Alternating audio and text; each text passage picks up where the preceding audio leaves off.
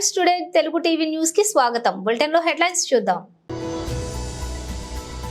బీసీల కులగణన చేయాల్సి వస్తుందనే మోడీ 2021 జనగణన చేయలేదు. కోకట్పల్లిలో BRS working president KTR road show.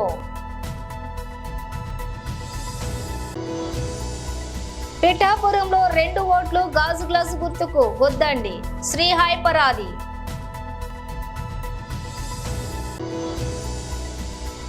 America వెళ్లే భారత విద్యార్థులకు గుడ్ న్యూస్, త్వరలో వీసా స్లాట్లు ఓపెన్. డీటెయిల్స్ చూస్తే బీసీలకు కులగణన చేయాల్సి వస్తుందని మోడీ 2021 జనగణన చేయలేదు. ఈ దేశంలో కుట్ర జరుగుతున్నది. భారతీయ జనతా పార్టీ, రాష్ట్రీయ స్వయం సేవక్ సంఘ్ ఈ దేశంలో ఉన్న రిజర్వేషన్లను రద్దు చేయాలని చూస్తున్నది. దీనికి ఉదాహరణగా గత కొన్ని రోజులుగా వివరాలన్నిటినీ ప్రజలకు, మీడియా మిత్రులకు వివరించుకుంటూ వస్తున్నా. ఇవాళ మీ ముందు కొన్ని అంశాలను ప్రస్తావించదలుచుకున్నా. బ్రిటిష్ రాజ్యం ఉన్నప్పుడు, బ్రిటిష్ తెల్లదొరలు ఉన్నప్పటి నుంచి 1881 నుంచి జనాభా లెక్కలు వెయ్యడము ఆనాడు బ్రిటిషర్స్ మొదలు పెట్టిండ్రు. అక్కడి నుంచి ప్రతి 10 సంవత్సరాలకు దేశంలో ఉన్న జనాభా లెక్క కట్టి ఆ దేశం యొక్క జనాభాను ప్రపంచానికి చెప్పే విధానం ఉన్నది. 1881లో మొదలైన ఈ జనాభా లెక్కలు 2021 వరకు, స్వతంత్రం రాకంటే ముందు, స్వతంత్రం వచ్చిన తర్వాత కూడా దేశంలో ఉండే జనాభాను లెక్క కట్టడం ఒక సాంప్రదాయంగా మారింది. కానీ భారతీయ జనతా పార్టీ అధికారంలోకి వచ్చిన తర్వాత 2021 జనాభా లెక్కించాల్సినప్పుడు 2021లో జనాభాను లెక్క పెట్టలేదు.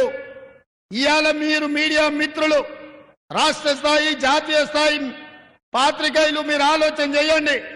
1981 నుంచి ప్రతి 10 సంవత్సరాలకు ఈ దేశంలో ఉండే జనాభాను లెక్కగట్టి ఎస్సీలు, ఎస్టీలు, మిగతా సామాజిక వర్గాల జనాభా లెక్కిస్తుంటే నరేంద్ర మోడీ ప్రధానమంత్రిగా, అమిత్ షా గారు కేంద్ర హోంశాఖ మంత్రిగా బాధ్యతలు చేపట్టిన తర్వాత 2021లో జనాభా లెక్కించకుండా కుట్ర చేసిండ్రు.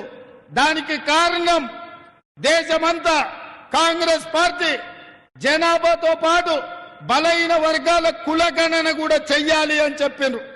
జనాభా లెక్కలు ఒక్కటే సరిపోదు, బలహీన వర్గాల కులాల వారిగా జనాభాను కులగణన చెయ్యాలనే డిమాండ్ వచ్చింది. కూకట్పల్లిలో BRS working president KTR road show నిర్వహించారు.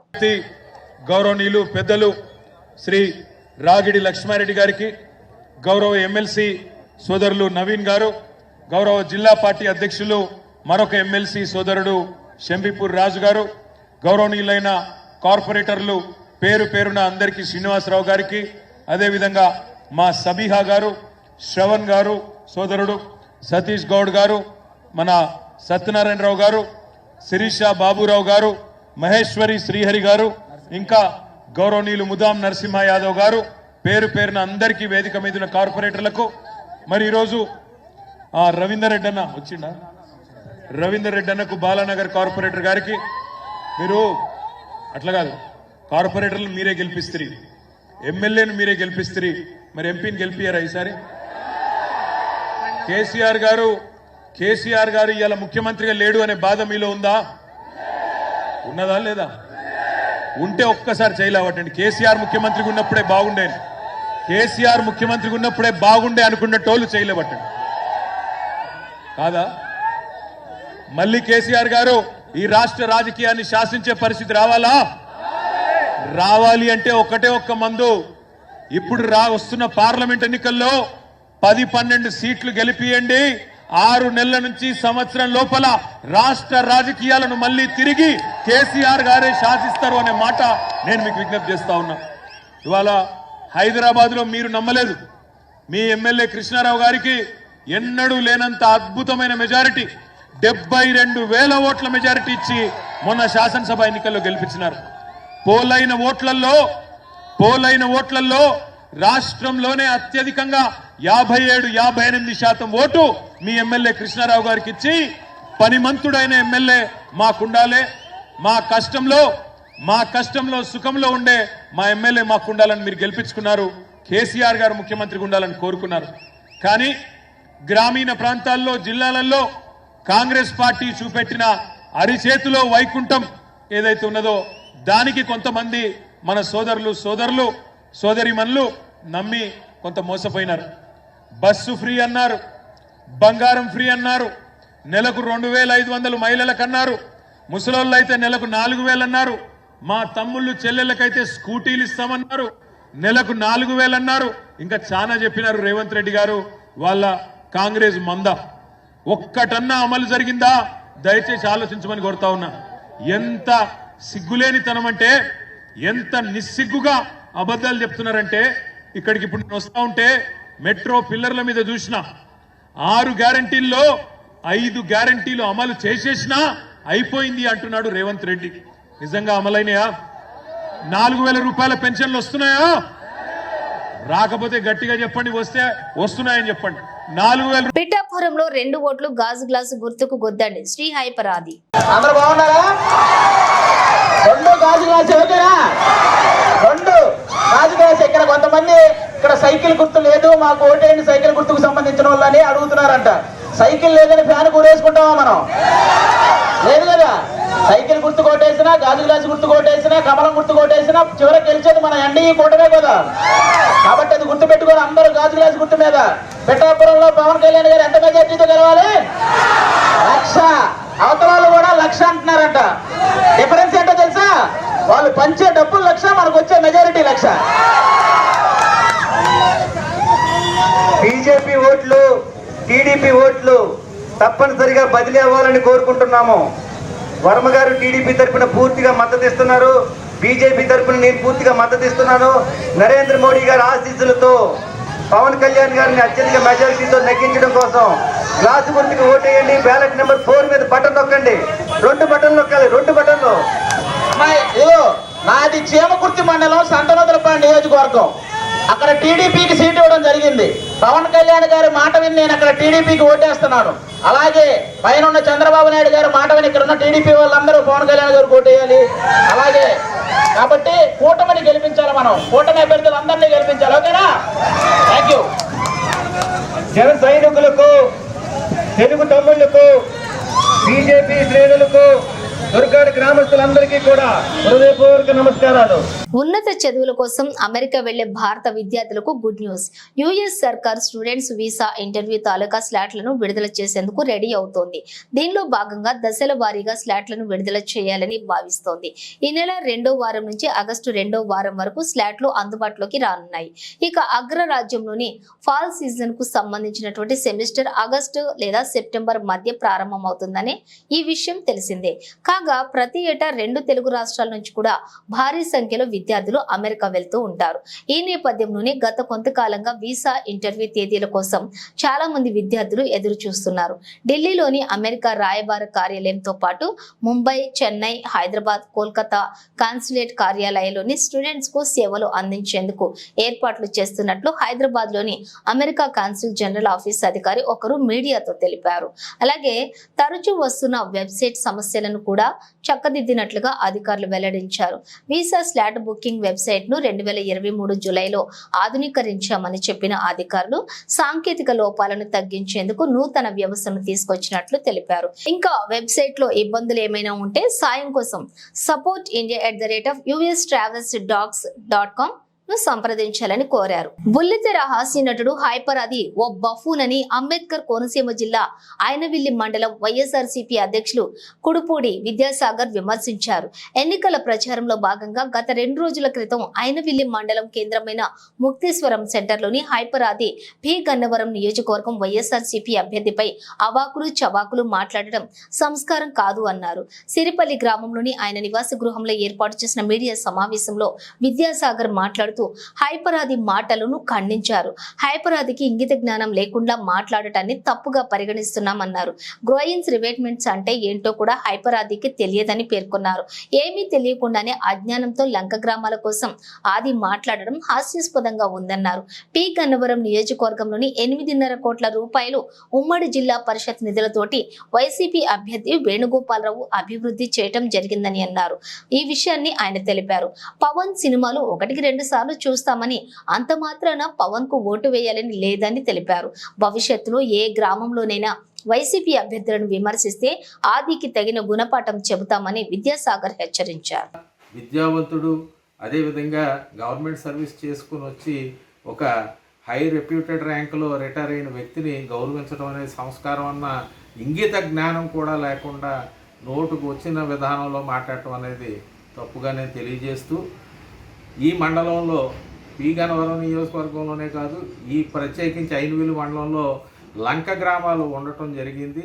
ఈ లంక గ్రామాలకి ఎట్టి పరిస్థితుల్లోనూ కూడా ఇరిగేషన్ మీద ఒక అవగాహన ఉండి పూర్తిగా దానికోసం మరి పాటుపడే వ్యక్తి అవసరం ఎంతైనా ఉంది ఈ నియోజకవర్గానికి.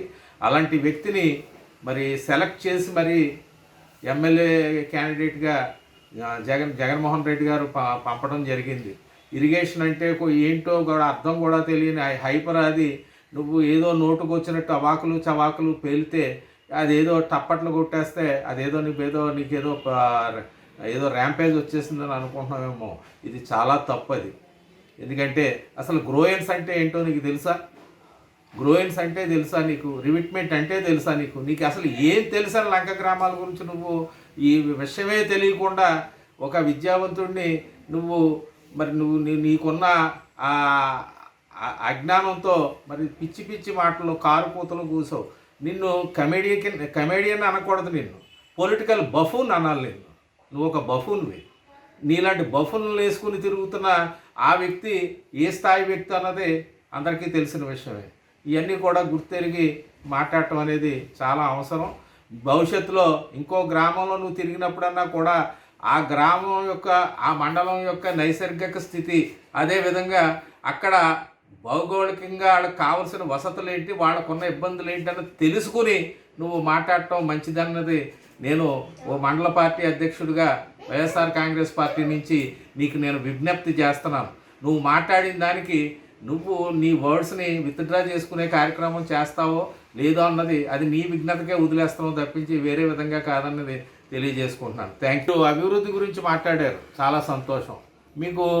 ఎందుకంటే మీకు అభివృద్ధి కనపడకపోతే ఈ నియోజకవర్గం గురించి తెలియదు, ఈ మండలం గురించి తెలియదు, ఇక్కడ ఉన్న గ్రామాల గురించి తెలియదు. ఈ రోజుని ఐనవేలు మండలం వరకు తీసుకుంటే మరి ఐనవేలు మండలంలో ఎక్కడ ఒక్క రోడ్డు తప్పించి మిగిలిన రోడ్లన్నీ కూడా ఎంత చక్కగా మరి డెవలప్మెంట్ జరిగిందన్నది ఒకటి ప్రతి ఒక్కరు కూడా మరి ఆలోచన చెయ్యాలని తెలియజేస్తున్నాను. అదేవిధంగా ప్రతి ఒక్కటి కూడా డెవలప్మెంట్ సైడే ఉంది తప్పించి వేరే విధంగా లేదు. మా గ్రామం వరకు చూసుకుంటే ఈయనకి జిల్లా పరిషత్ చైర్మన్ కింద చేసిన అనుభవం ఉందన్నది హైపరాది గారు మీరే అన్నారు కదా. అందులో భాగంగానే ఇంతకు ముందు ఎన్నడూ లేని విధంగా జిల్లా పరిషత్ నిధుల నుంచి మా గ్రామంలో అంటే సిరిపల్లి గ్రామానికి మా తల్లిగారు సర్పంచ్ కింద ఉన్నారు. ఆ గ్రామానికి మాకు దగ్గర 15 లక్షల రూపాయలు మేము వర్కులు జిల్లా పరిషత్ నుంచి చేయించడం జరిగింది. అది మరి జిల్లా పరిషత్ చైర్మన్గా మరి ఆయన చేసిన డెవలప్మెంట్ కాదా అని అడుగుతున్నాను. ఆ విధంగా చూసుకుంటే పి గన్నవరం నియోజకవర్గంలో దాదాపుగా 8.5 కోట్లు పెట్టడం అన్నది సామాన్యమైన విషయం కాదన్నది కూడా మీకు సవినయంగా నేను తెలియజేస్తున్నాను. ఇవన్నీ కూడా ఆలోచించాలి. ఇప్పుడు పార్టీలు అదేవిధంగా మీ నాయకుడు పవన్ కళ్యాణ్ అంటే మాకు అభిమానమే. పవన్ కళ్యాణ్ సినిమా 1-2 సార్లు మేము చూస్తాం.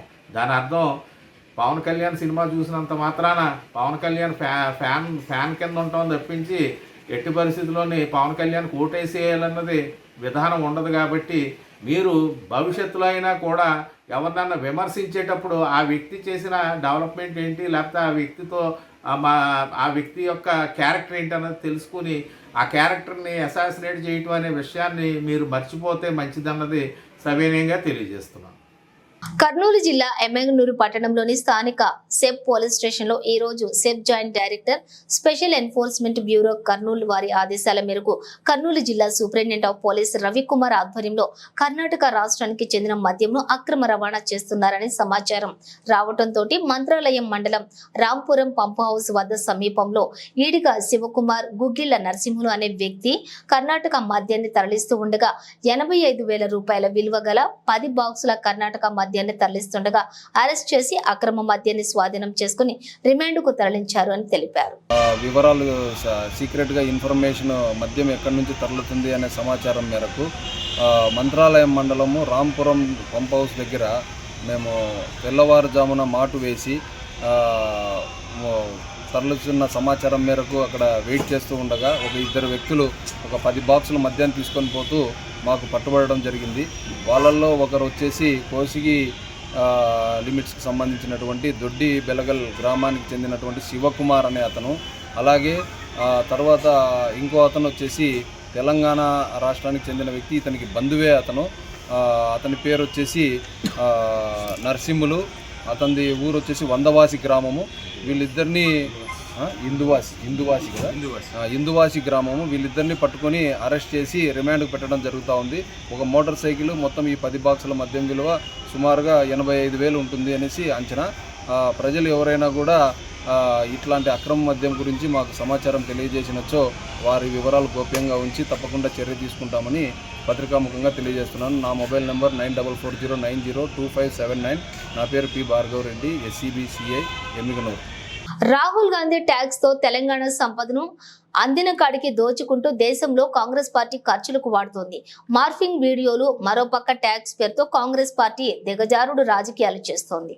GHMCలో తర్వాత HMDAలో ఒక్కసారి కనుక చూస్తే ముఖ్యంగా దక్షిణ భారతదేశంలో ఈ రోజు హైదరాబాద్ అంటే గేట్వే ఆఫ్ సౌత్ ఇండియా, దక్షిణ భారతదేశానికి మన గేట్వే అని చెప్పి అనేక రాష్ట్రాల నుంచి పెట్టుబడిదారులు ఇక్కడ మరి భూమిని కొనుక్కుంటందుకు, ఇక్కడ వ్యాపారం పెట్టుకుంటందుకు ఇది సరైన మన ఏంటంటే మొత్తం ప్రదేశం అని చెప్పి ఒక డెవలప్డ్ ప్రదేశం అని చెప్పి రావడం జరుగుతుంటే ఇక్కడ ఏదైతే ఖజానా ఉందో తెలంగాణ రాష్ట్రంలో ముఖ్యంగా బీఆర్ఎస్ పార్టీ ఏ విధంగా దోచుకుందో ఆ ఖజానా నింపటందుకు కొత్తగా రియల్ ఎస్టేట్ ట్యాక్స్ అని పట్టుకొచ్చినారు. 2,000 గజాలు GHMC పరిధిలో ఉంటే వాళ్ళ పర్మిషన్స్ అన్ని కూడా మరి ఆపి వాళ్ళ లిస్ట్ కూడా మొత్తం తీసుకోవడం కూడా జరిగింది. అలాగే GHMCలో కాకుండా HMDAలో 5 ఎకరాలు ఎవరైతే ఉన్నారో లేఅవుట్ గానీ లేకుంటే విల్లాస్ గానీ కట్టే పరిస్థితి ఉంటే వాళ్ళ లిస్ట్ కూడా తీసుకొని మరి వారి దగ్గర నుంచి ఈ యొక్క తెలంగాణ రాష్ట్రంలో కేవలం కాంగ్రెస్ పార్టీ అధికారంలో ఉంది, మిగతా రాష్ట్రంలో ఇంతకు చెప్పినట్టు కర్ణాటకలో కానివ్వండి లేకుంటే హిమాచల్ ప్రదేశ్ లో కానివ్వండి ఈ 3 రాష్ట్రాల్లో సంపదన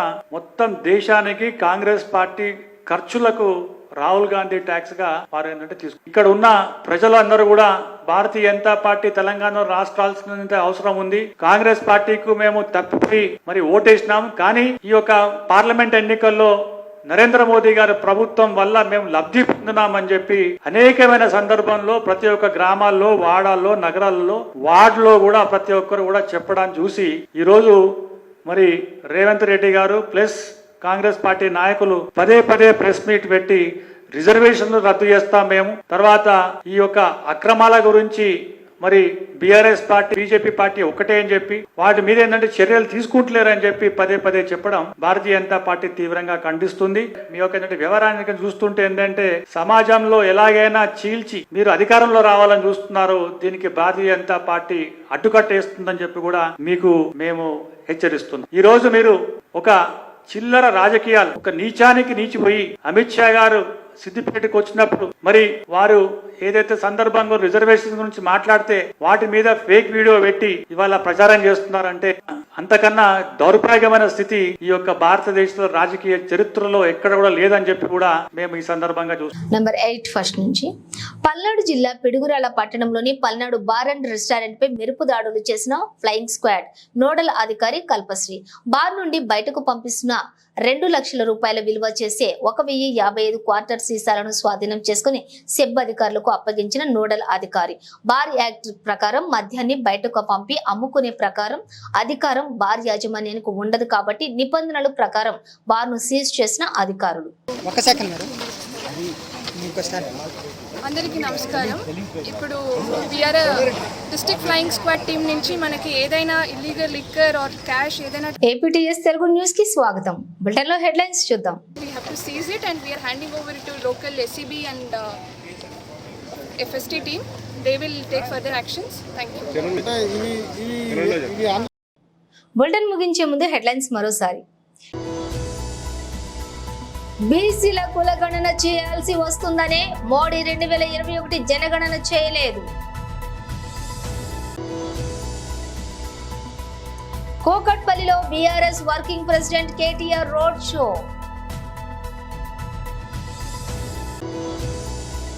పిఠాపురంలో 2 ఓట్లు గాజు గ్లాసు గుర్తుకు గుద్దండి, శ్రీ హైపరాది.